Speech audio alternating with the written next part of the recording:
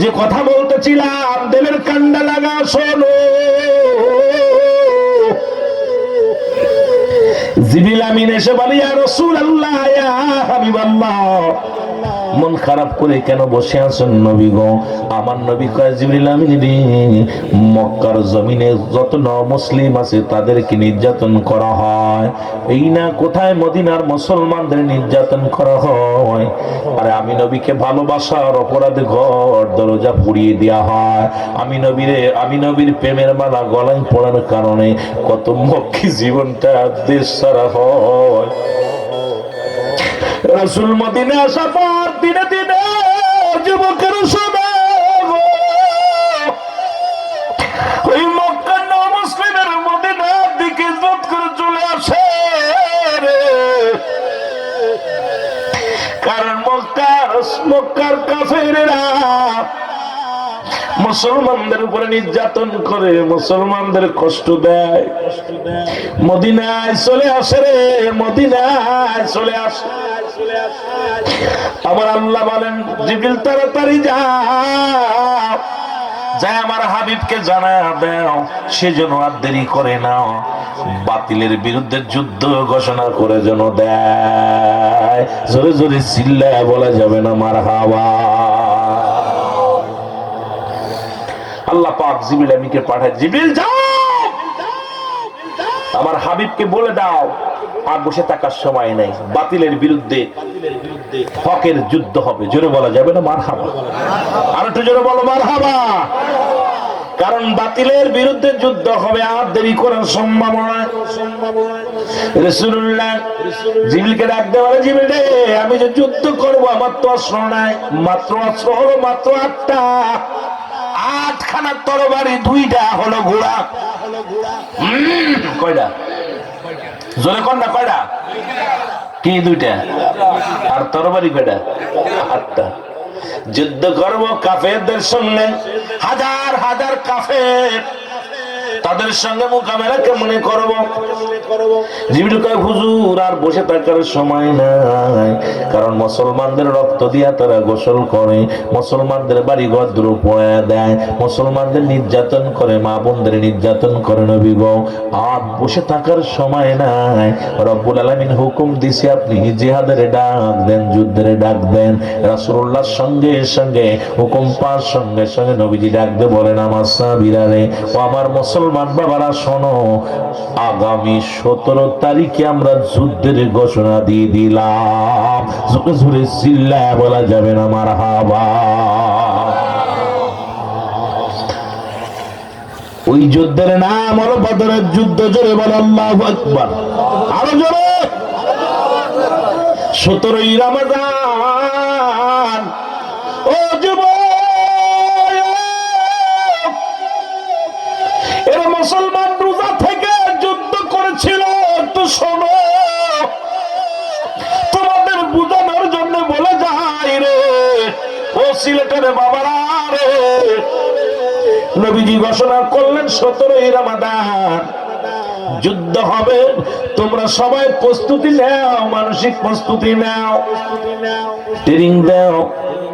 এই যুদ্ধের কথা শুনিয়া ওই ছোট ছোট মাসুম বাচ্চা 2টি মুসলমান, শোনো, হযরত মাস রাদিয়াল্লাহু তাআলার কলিজার টুকরা সন্তান, উনিও নবীর ভালোবাসার জন্য জীবন দিয়ে গেছেন। ওই 8 বছরের শিশু আর 10 বছরের শিশু 2টা এক দড়ি বাড়ি গেছে। বাড়ি যায় দেখে মা জননী কান্দে, চোখের পানি ছেড়ে মা কান্নাকাটি করে। মার কান্না দেখে 2টি ভাই ডাকতে বলে, মা, মা,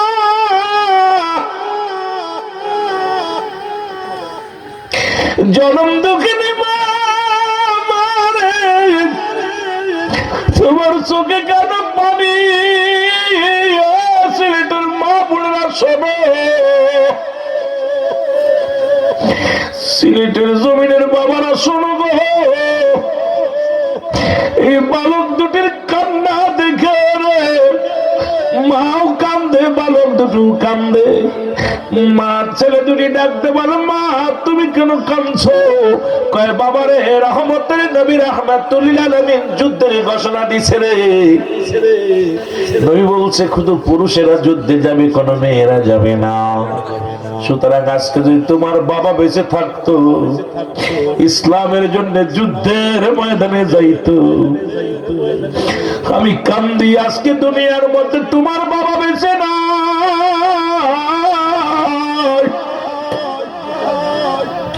আজকে যদি তোমার বাবা বেঁচে থাকতো, ওই বদরের যুদ্ধে যাইতো, যা জীবন দেয়া দিত, আমি কিয়ামতের মাঠে দাঁড়ায় বলতাম, আল্লাহ আমি শহীদের বিবি। আজকে আমার স্বামী দুনিয়ার মধ্যে বেঁচে নাই রে, আমি শহীদের বিবি হইতে পারলাম না। এ সিলেটের মারা কেমন বিবি কানতেছে বাজার, মনে বড় কষ্ট যে রাসূলুল্লাহ যুদ্ধে ডাক দিছে। কাফেরদের সৈন্য বেশি, আমাদের সৈন্য কম। নিশ্চিত আমরা আমাদেরকে কতল করে ফেলবে। তবে আমার স্বামীটা যদি বেঁচে থাকতো, যুদ্ধের ময়দানে যেত, যে শাহাদতের পেয়ালা পান করত, আর আমি আল্লাহর দরবারে দাঁড়ায় বলতাম, আল্লাহ আমি শহীদের বিবি, আল্লাহ আমি শহীদের বিবি। আজকে আমি শহীদের বিবি হতে পারলাম না। কত আশা নবীরে কত ভালোবাসছে মহিলারা, দেখছেন? এই ছেলেটার বাজানেরা কত ভালোবাসছে। বলুন তুমি ডাকতে বলে, মা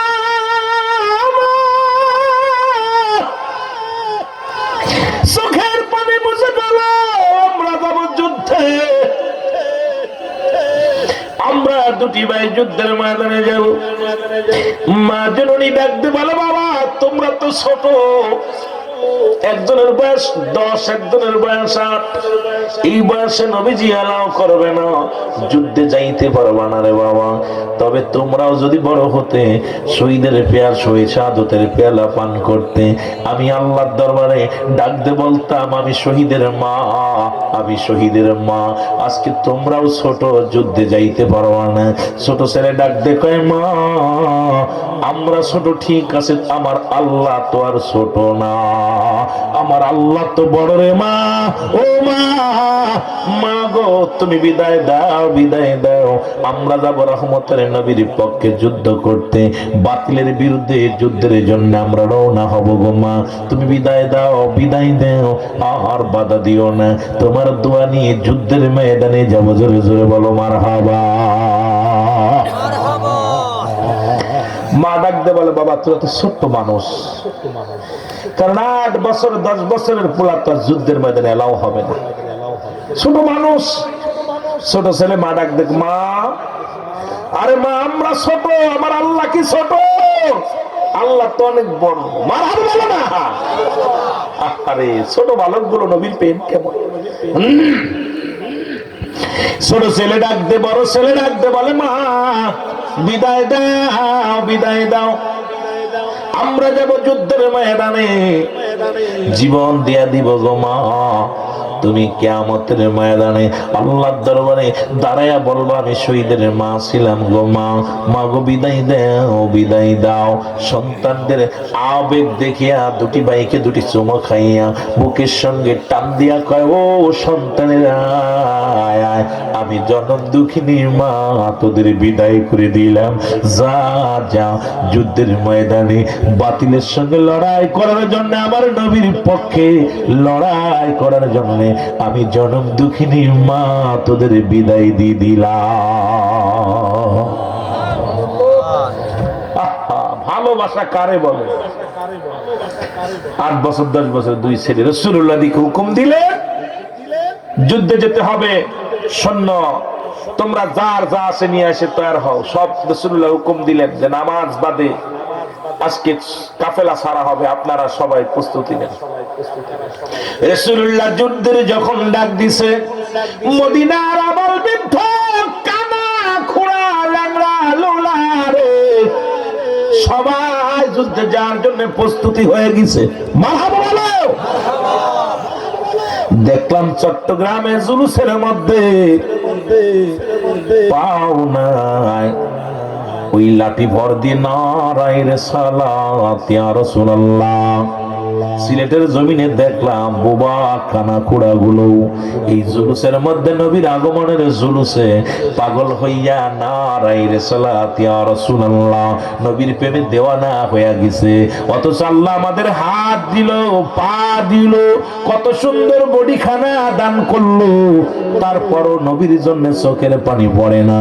একজন খোড়া মাতাল মুসলমান, প্রতিবন্ধী, দৃষ্টি প্রতিবন্ধী, তেও তো নবীর প্রেমে দেওয়ানা হয়ে গেছে। বাবারে আমারে আল্লাহ কত সুন্দর, কত সুন্দর বানাইলো, কত সুন্দর দেহখানা বানাইলো, কত সুন্দর হাত, কত সুন্দর পা, কত সুন্দর আমার চোখ দুটি, কত সুন্দর আমার কান দুটি, সর্বাঙ্গগুলো কত সুন্দর বানাইলো। তবু আমি আমার মাওলারে চিনতে পারলাম না। কিন্তু দৃষ্টি প্রতিবন্ধী ঠিকই মাওলারে চিনছে, দৃষ্টি প্রতিবন্ধী ঠিকই আমার নবীরে চিনছে। ও মুসলমান, গভীর মনোযোগ। এই পাগলগুলো রব্বে কারিমের পাগল,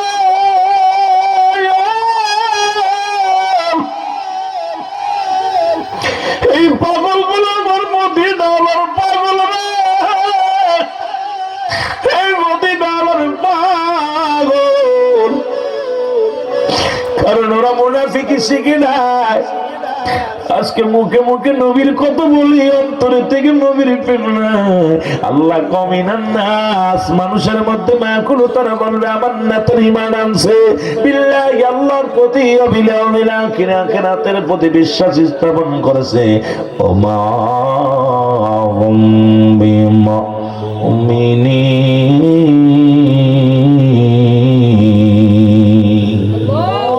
মুনাফিক ছিল তৎকালীন জামানার মধ্যে সবচেয়ে হাজার কাফেরের চাইতে একজন মুনাফিক ইসলামের জন্য বড় ক্ষতিকারক রে। এই জমিনের মধ্যে যতগুলো মানুষ বসে আছেন, 1000 কাফের আসলো ভয় নাই, কিন্তু এর মধ্যে যদি একজন মুনাফিক থাকে, ঘরের ইঁদুরে যদি বান কেটে দেয়, এই মুনাফিকে শুরু করে দিলে ইসলাম তার 12টা বেজে যাবে। জোরে জোরে বলেন ঠিক কিনা? আমি যুবকদের বলে যাই, ও যুবক বন্ধুরা, আর কাদা সিরাসিরি করিস না। কোন পীরের কি হলো, কোন জায়গা কি হলো দেখার সময় নাই। ইসলামের স্বার্থে বা তোম স্বার্থে এক হয়ে যাও, নবীর প্রেমের স্লোগান দাও, আল্লাহর গুণগান গাও। কোরআন যেহেতু এক, হাদিস যেহেতু এক, এত বিধাভেদ কেন? আপনার মতামতের বাইরে গেলে আপনি সেটা আর বরদাস্ত করবেন না, এমন তো কোনো নীতি নয়, এমন কোনো নিয়ম নয়। আপনার যেটা জানা আছে আমার সেটা জানা নাই, আমার যেটা জানা আছে আপনার সেটা জানা নাই। সবাই যে একই মতের মধ্যে চলবো না, না। নবীজির আদর্শ আল্লাহর গোলামি করিয়া চলতে চায়। জোরে জোরে চিল্লা বলা যাবে না, ঠিক কিনা? কোন পীর কোন মাকসুদ নাই, মাকসুদ হলো শান আল্লাহ, ঠিক কিনা? আরো জোরে বলেন ঠিক কিনা? এই মাকসুদ যদি আল্লাহ মনে করো, ও যুবক, অত দূরে গেলে আলোচনা পিছে পড়ে যাবো গো। এই রব্বুল আলামিনের গোলাম রাস্তায় হাজার হাজার মানুষ দাঁড়ায়, যুবক ডাকে রে, কাফেলা করে রওনা দিছে। নবীজি খবর পাইলো ওই আবু জেহেলের কাফেলায় 1000 সৈন্য, 1000 তরবারি, 1000 ঘোড়া নিয়ে মক্কা থেকে মদিনার দিকে রওনা হয়ে গেছে রে। মুসলমানদের চির বিদায় করে দিবে। আমার নবীজি চোখের পানি ছেড়ে কান্দে, আল্লাহ আমার মুসলমানদের সংখ্যা হলো সীমিত, এত বড় কাফেলা আসতেছে আল্লাহ, এত বড় কাফেলার সঙ্গে আমরা কেমন অস্ত্র নাই, ডাল নাই, সরকি নাই, কিচ্ছু নাই, কেমনে দাঁড়াইবো? নবীজি বলেন তোমরা দাঁড়া দাও। দুই ভাই খবর শুই না দড়ি গেছে গো। নবীজি ডাকে রে, এই কানাডা খুড়াডা এগুলো নিয়ে যুদ্ধের ময়দানে যাওয়া যাবে না। নবী বললেন আমি আজকে এই ময়দানে সমস্ত যারা যুদ্ধে যাবে, যুদ্ধের সৈনিকগুলো আমি নিযুক্ত করব, আমি সিলেক্ট করব, তোমরা দাঁড়া দাও। মাপে ঠিক হওয়া লাগবে, মাপে যদি কম হয় তাহলে যুদ্ধে পাঠানো যাবে না। দুটি ভাই দাঁড়ায়া দাঁড়ায়া চিন্তা করে, ভাই রে সর্বনাশ। দুটি ভাই চিন্তা করে, ভাই সর্বনাশ, যেহেতু এত বেল তো আশায় ছিলাম যুদ্ধে যাব, এখন নবীজি মাপ দিয়া নিবে, দুই ভাই তো মাইনাস হয়ে যাব। কারণ হলো দুনিয়ার মধ্যে দুই ভাইয়ের বয়স একবার বয়স 8-10। নবীজি বালকদেরকে নিবে না, কানা খোড়ারে নিবে না, ন্যাংরা নোড়ারে নিবে না, দৃষ্টি প্রতিবন্ধীদের নিবে না। সুতরাং আমরা বাধ্য হয়ে যাব। ছোট ভাই কয় বাইরে যুদ্ধে যেতেই হবে, কারণ আমার নবীরে যে কষ্ট দিছে তারে আমি নিজ হাতে হত্যা করবো রে ভাই। আরে আমার নবীর গায়ে কেমনে কেমনে মারলো রে, সে নবীর গায়ের উপরে কোনোদিন মশা মাছি লাগে নাই। ওই তায়েফের ময়দানে কত পাথরের আঘাত নবীজি খায়, যে নবীর গায়ের মধ্যে কোনোদিন মশা মাছি লাগে নাই রে। এই কালেমার দাওয়াত দেওয়ার জন্য নবীর উত্তরাঞ্জিত হয় রে, নবীর দেহ মুবারক থেকে রক্ত জমে রে। যুবক বন্ধুরা রে, আমার নবী নিজের জন্য কোনোদিন কাঁদে না, আমার নবী জীবনে কোনোদিন নিজের চিন্তা করে নাই। तमाम পৃথিবীর রহমতের ভান্ডার, রহমতের কান্ডারি, জীবনে কোনোদিন নিজের চিন্তা করে নাই। সারা জীবন কেঁদে গেছে শুধু উম্মাতের মায়ায়। ইয়া রব্বি হাবলি উম্মতি, ইয়া রব্বি হাবলি উম্মতি, ইয়া রব্বি হাবলি উম্মতি। জোরে জোরে চিল্লায় বলা যাবে না মারহাবা, আর একটু জোরে জোরে চিল্লায় বলা যাবে না মারহাবা। এই বালক দুটি দ্বারা ছোট দুই ভাই যুক্তি করে, যদি এক জায়গা দাঁড়ায় দুজনই বাদ হয়ে যাব রে ভাই। যেহেতু নবী মাপতে নিবে, ওই যে দেখো উচ্চ জায়গা দেখা যাবে, যেখানে যা দাঁড়াইবা। বড় ভাইকে বললেন তুমি এই পাথরের উপরে দাঁড়াইবা, মাপে ঠিক হইবা। আর আমি পিছনে দাঁড়াইলাম। এই দুই ভাই অনেক লম্বা দূরত্ব যে দাঁড়াইলেন, নবীজি মাপতে মাপতে হাত দিয়ে মাপতে মাপতে সবাইকে নিলেন। এবার যায় দেখে বালকটা, ওই 10 বছরের বালকটা দাঁড়ায় আছে। নবীজি বললেন বাবা তুমি এই লাইনে দাঁড়াইছো কেন? কয় হুজুর যুদ্ধে যাওয়ার জন্য। কয় বাবা তুমি তো মাপে হবা না। কয় মাপে হওয়ার জন্যই তো এই জায়গা দাঁড়াইছি। জোরে বলেন মারহাবা। হুজুর যুদ্ধে যাবো। নবী কয় তুমি ছোট মানুষ, তোমার মার খেদমত করো। কয় হুজুর মার কাছ থেকে ছুটি আনছি। সুবহানাল্লাহ বলেন না, তোমার মা বাবার খেদমত করো। বলে হুজুর আব্বা মার থেকে ছুটি নিয়ে বিদায় নিয়ে আইছি, আপনি আমার বিদায় আমার লন, যুদ্ধে যাব। নবী কয় তুমি ছোট মানুষ, মাপে হওনি। কয় হুজুর মাপে হওয়ার জন্য দাঁড়াইছি কেন? নবী তার বাবা তোমার পাততলে কি? পাততলে তো বিশাল একটা পাথর বা ইট দিয়ে দাঁড়াইছো, উঁচু জায়গা দাঁড়াইছো। নবীজি কয় তুমি ওর পর দাঁড়াইছো। কয় হুজুর মাপে ঠিক হওয়ার জন্য। সুবহানাল্লাহ বলেন না, মাপে ঠিক হয়, যেহেতু মাপে নিচ্ছেন মাপে ঠিক হওয়ার জন্য। কয় হুজুর আমার লন, আমি যুদ্ধে যাব। নবী দেখলো ওর আবেগ দেখা, 10 বছরের পোলার বা আবেগ দেখা, ভালোবাসা দেখা নবী কয় তুই সিলেট। সুবহানাল্লাহ বলেন না, আরো জোরে বলেন, আরো জোরে। আমার বাবারা সিলেট হয়ে গেছে। এরপরে ছোট ভাই দূর থেকে দেখতেছে তাকায়া তাকায়া, আহারে বড় ভাই সিলেট হয়েছে, এবার আমারও হইতে হইব। ছোট ভাই দাঁড়ায় দাঁড়ায় রয়েছে। এইবার যখন মাপতে মাপতে রাসূলুল্লাহ যখন মাপতে মাপতে যাইতেছে, যাই দেখে 8 বছরের ডা। নবীজি কয় তুমি দাঁড়াইছো কেন বাবা? তুমি ছোট মানুষ, হ্যাঁ দাঁড়াইছো কে? কয় হুজুর যুদ্ধে যাবো। কয় তোমার আব্বা মা আছে না? কয় হুজুর আছে, মা বেঁচে আছে, আব্বা মারা গেছে। কয় যাও বাড়ি যে তোমার মার খেদমত করো। কয় হুজুর মার অনুমতি নিছি। সুবহানাল্লাহ বলেন, জোরে বলেন। বাড়ি যে বলবেন, ভালো করে লিখে রাখেন, বাড়ি যে ঘুমের গদি কবেন সুবহানাল্লাহ আলহামদুলিল্লাহ, বাড়ি যেয়ে কবেন, এখন কর দরকার নাই। হুজুর যুদ্ধে যাবো। নবীজি কয় যুদ্ধে যাবা? তুমি ছোট মানুষ, মার খেদমত করো। কয় হুজুর মার থেকে বিদায় নিছে, আপনি আমার লন। হুজুর আমি যুদ্ধে যাব। নবী কয় তুমি ছোট মানুষ, এই 8 বছর মানুষ, তুমি যাইতে পারবা না বাবা, তুমি যাও বাড়ি যাও। কয় হুজুর ওই যে ওদের নিছেন না? কয় হ ওদের নিছি। ওদের বয়স কত জানেন হুজুর? কয় কত? কয় 10 বছর। সুবহানাল্লাহ বলেন না। নবীজি কয় 10 বছর, ও আমার বড় ভাই, ওরে নিলেন আমার নিবেন না হুজুর? নবীজি কয় ও তো একটু দেখতে শুনতে লম্বা চওড়া আছে, ওরে নিছি। কয় হুজুর ওই তো দাঁড়াইছে, হুজুর দাঁড়াই মাপে ঠিক হয়েছে না হুজুর? কয় হুজুর আমার লন, যুদ্ধে যাব। নবীজি অনেক সান্ত্বনা দেয়, কোনো কাজ হয় না। নবীজি কয় বাবা তুই যাস না। কয় হুজুর আমার যেতে হবে যুদ্ধে। নবীজি কয় বাবা তুমি ছোট মানুষ। কয় হুজুর আমার আমার একটা সুযোগ দেন। কি সুযোগ? সুযোগটা হলো আমার বড় ভাইয়ের লগে দুই ভাই মালাম ধরবো, যদি দুই ভাই কুস্তি ধরবো, কুস্তি ধরে যদি আমি বড় ভাইয়ের লগে জিতা যাই তাহলে কি আমার নিবেন? সুবহানাল্লাহ বলতেন না, আস্তে কইতেন না, জোরে কইবেন। নবীজি ভাই ঠিক আছে বাবা, সুযোগ একটা দিলাম। দুই ভাই গেছে, দুই ভাই যায়, দুই ভাই চোখি চোখি চোখ নিয়ে কথা বলতেছে, চোখি চোখি চোখ দিয়া। ছোট ভাই কইছে বড় ভাই, ভাই তুই আমার সাথে 2 বছরের বড়, তোর বয়স 10, আমার বয়স 8, তোর গায়ে বল বেশি, শক্তি বেশি, তুই যদি আমার জোরে ধরিস তাহলে তো আমি পারবো না, তুই যদি জোরে ধরিস তাহলে কি আমি পারবো না, তো আমার কিন্তু যুদ্ধে যেতে হবে রে ভাই, আমার লইয়া যা ভাই, বা আমার ফিলে ফিরে যাস না ভাই রে, আমি আবু জাহেলরে মারবো। সুবহানাল্লাহ কইতে নি রে, জোরে কোন। আমার নবীরে কষ্ট দিছে, আমার নবী চোখের পানি পড়ছে, ভাই আমরা দুই ভাই আবু জাহেল, দুই ভাই মিলে মারবো, আমার লয়া যাইতে হবে, তুই আমার আস্তে ধরবি, আমি তোরে ডাক্তার দিয়ে ফেলে দিব, ফেলে দিয়া আমি জয়লাভ করবো, নবীজি আমার নিব। কই ঠিক আছে। তো দুই ভাই ইশারা আসে, নবী দূর থেকে খেলে হাসতেছে, দুই ভাইয়ের গল্প হই না, দেখে দুই ভাই টুকটুক করে আলাপ করে, নবীজি তো বুঝতে পারছে দুই ভাইয়ের বুদ্ধি কিতা কইতেছে।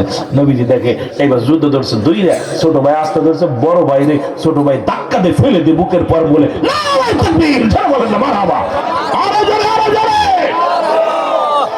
নবীজি কয় তুই সিলেট। সুবহানাল্লাহ করতে নিলে আস্তে করবেন না, জোরে করবেন।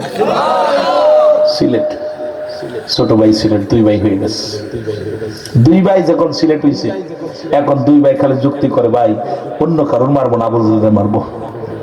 কারে মারবো? হ্যাঁ জোরে বলেন, কারে মারবো? আবু জাহেল। নবীজি গণনা করছে মাত্র 313 জন সাহাবী। কয়জন? আস্তে করবেন না, জোরে করবেন। হ্যাঁ কয়জন? 313 জন। আর কাফেরদের সৈন্য কত? সৈন্য কত? তরবারি, ঘোড়া, আর নবীজির সৈন্য 313 জন। কয়জন? 300। অস্ত্র, অস্ত্র ঘোড়া 2টা। কন্দি ভাই এই আদার ব্যাপারই হয়ে জাহাজের খবর নিয়ে না, কি অবস্থা, 1000 সৈন্যের সঙ্গে মোকাবেলা করবো 313 জন সৈন্য, তার আবার তরবারি আছে মাত্র 8টা, 2টা হলো ঘোড়া। নবীজি চোখের পানিগুলো ছেড়ে দিয়ে রব্বে কারীম, ও রব্বে কারীম, তুমি ছাড়া আমার কেউ নাই। আমার উম্মাতের মুখের দিকে তাকায় নবীজি উম্মাতের মুখের দিকে 313 জনকে সামনে নিয়ে নবীজি দর দর করে চোখের পানি ছেড়ে দিছে। রাসূলুল্লাহ দুই ভাবে দোয়া করতেন, একটা হলো সিধা, একটা হলো উল্টা। নবী যখন দোয়ার বিশেষ প্রয়োজনীয় দোয়ার প্রয়োজন হতো, সঙ্গে সঙ্গে দোয়া কবুল করার জন্য নবীজি উল্টা উঠাইতেন।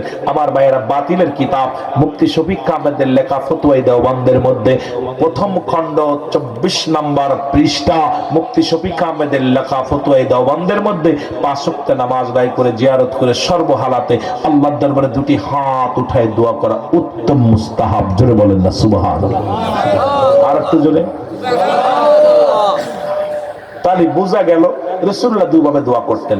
আসলে শরীয়তের কিবলা হলো কাবা, দুজানের কিবলা রাহমাতাল লিল আলামিন, মুনাজাতের কিবলা হলো আরশে আজিম। নবীজি আরশে আজিমের দিকে ডাক দেখ আল্লাহ, সব সাহাবীরা তাকায় আছে রাসূলুল্লাহর দিকে, এভাবে উঠাইছে হাতটা, আল্লাহ আজকে আমার সৈন্যের সংখ্যা মাত্র 313 জন, ওদিক থেকে আক্রমণ করতেছে 1000, আল্লাহ অস্ত্রের সংখ্যা এত, যানবাহনের সংখ্যা এত, আল্লাহ তুমি এরা যদি মারা যায় আমি কার কাছে দিনের দাওয়াত দিব, আমি নবী কার কাছে কালেমার দাওয়াত দিব, আল্লাহ নবীজি কাঁদতেছে, আল্লাহ আমি এরা যদি আমার সামনে থেকে হারিয়ে যায় আমি কাদেরকে নিয়ে কালেমা প্রচার করবো।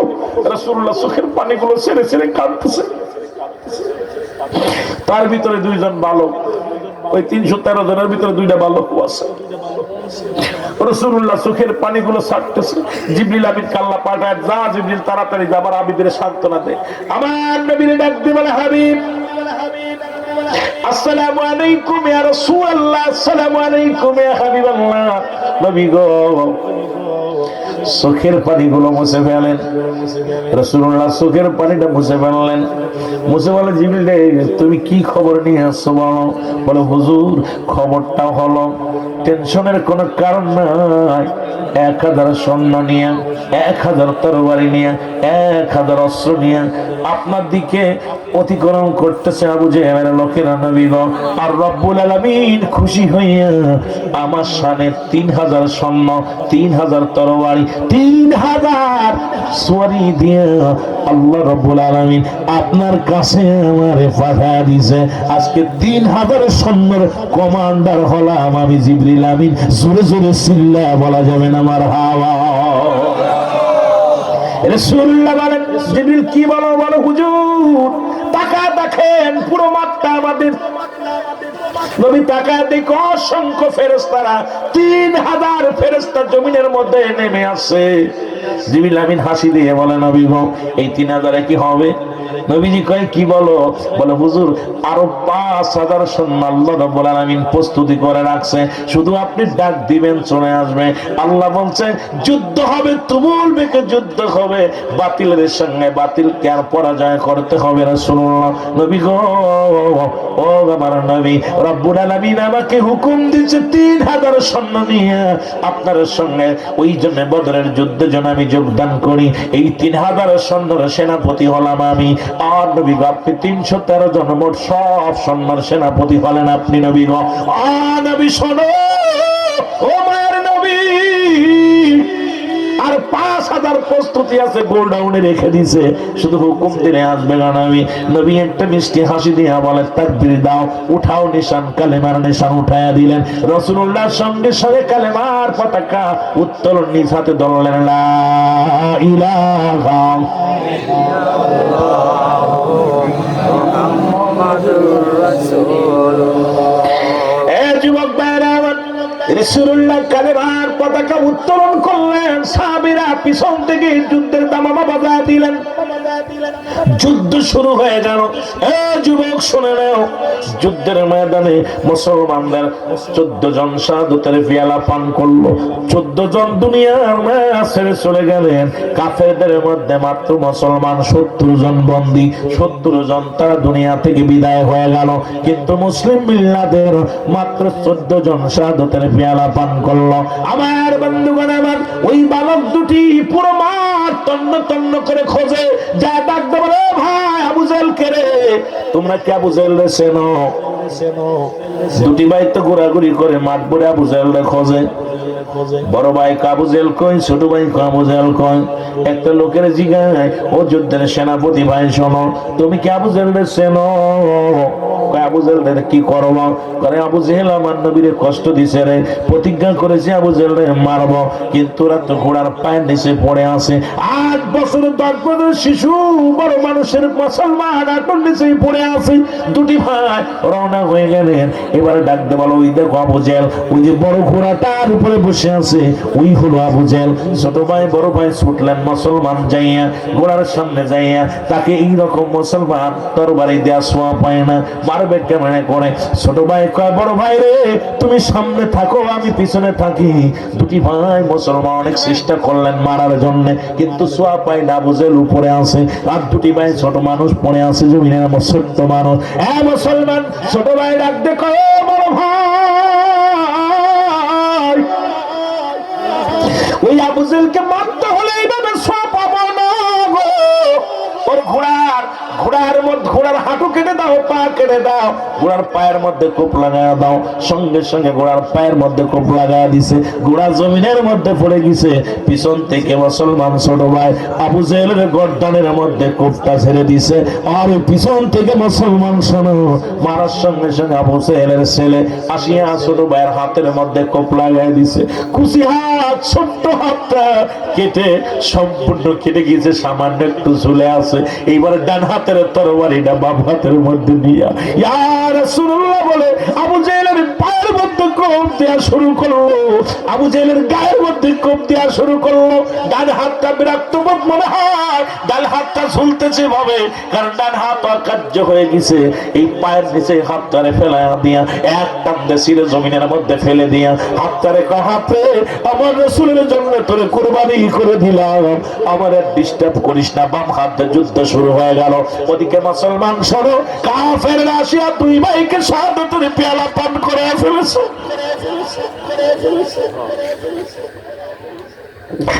আবু জেহেলের বড় মুসলমান। এই দুনিয়ার মধ্যে নবীজি 14 জন সাহাবীর লাশ যখন নিয়ে আসা হলো, রাসূলুল্লাহ ছোট মাসুম দুটির বাচ্চার লাশ দুটি দেখিয়া নবী চোখের পানি ধরে রাখতে পারে নাই। আমার নবী কাঁদে আর বলে, আমার সাহাবীরা রে, তোমরা দেখছো নি, তোমরা দেখছো নি রে,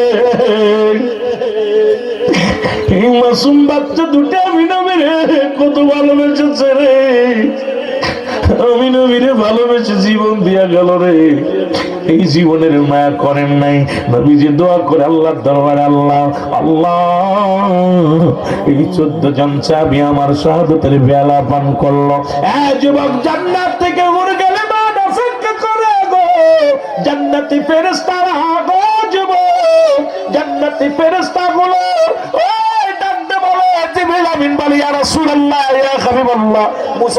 চোখের পানিগুলো, কারণ আজকে যারা দুনিয়ার মায়া ছেড়ে চলে গেছে সবার জন্য জান্নাতের দরজাগুলো খুলে দিয়েছে আল্লাহ রাব্বুল আলামিন।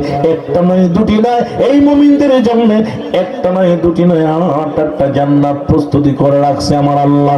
আল্লাহ বলে,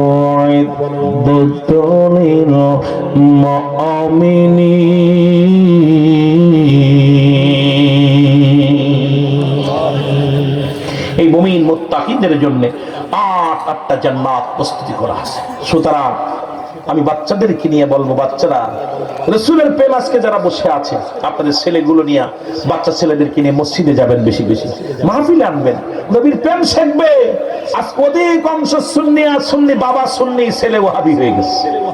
কারণ বাবা সুন্নি, কোরআন সুন্নি, ও তো আর বোঝে না কিছু। দেখা যায় সুন্নি আকীদায় না লেখাপড়া করার কারণে, ওরা দেখা যায় সুন্নি আকীদায় না চলার কারণে ওই ছেলে বড় হয়ে রাসূলের সম্মানের উপর আঘাত করতে, জোরে বলেন ঠিক কিনা? সুতরাং আমি আপনাদেরকে নিয়ে আর আগাবো না, দোয়া চাই। কারণ আল্লাহ যে আমাকে বাঁচিয়ে রাখে, আবার দেখা হবে, আবার কথা হবে। আপনাদের থেকে দোয়া চাই, অনেক বড় জার্নি করে আসি, অনেক